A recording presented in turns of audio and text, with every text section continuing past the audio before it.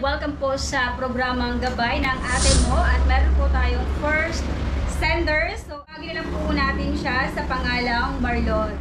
Hello po Ate Needs. Ako nga pala si Marlon, taga Tarlac. Ako ay 29 years old. Mula po yung bata ako, lagi po akong nagkakasakit at halos pabalik-balik na po sa hospital. Kaya po nung nag-aaral na po ako mula grade 1 hanggang mag-grade 6, lagi po akong absent sa klase.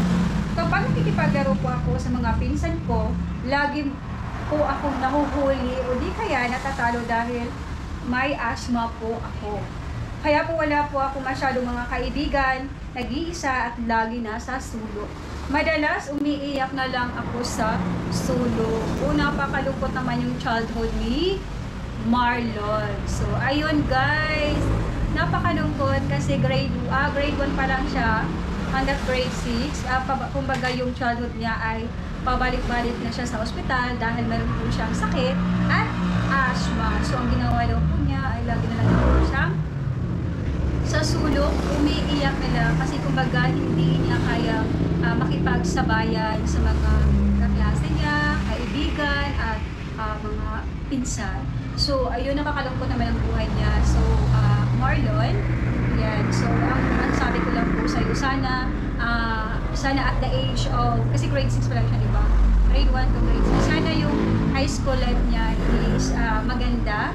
Yes, maganda yung high school life niya. Sana yung sa grade 6 niya na yun, yung sa grade 6 na pinagdaanan niya, sana nakawala siya doon sa madilim niyang mundo.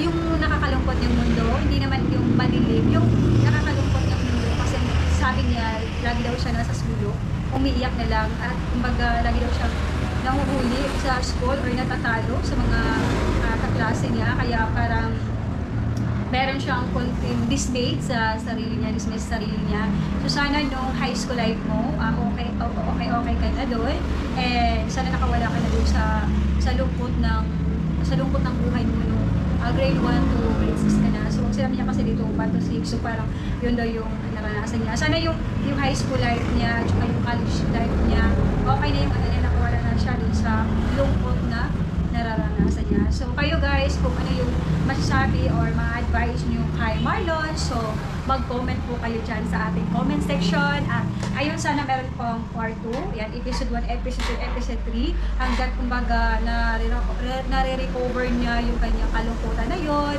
Ayun, kung paano na na-handle or kung paano siya kumawala sa sitwasyon na yun nung nalungkot siya. Yan, so sana masabay-bayan pa natin yung buhay ni Marlon. So, ayun guys, kung gusto nyo po mag-share ng inyong mga story, isend nyo lang po yan sa aking email na nitsrandes@gmail.com. At next story muna yung ating papasahin dito sa ating programang Gabay ng Ate.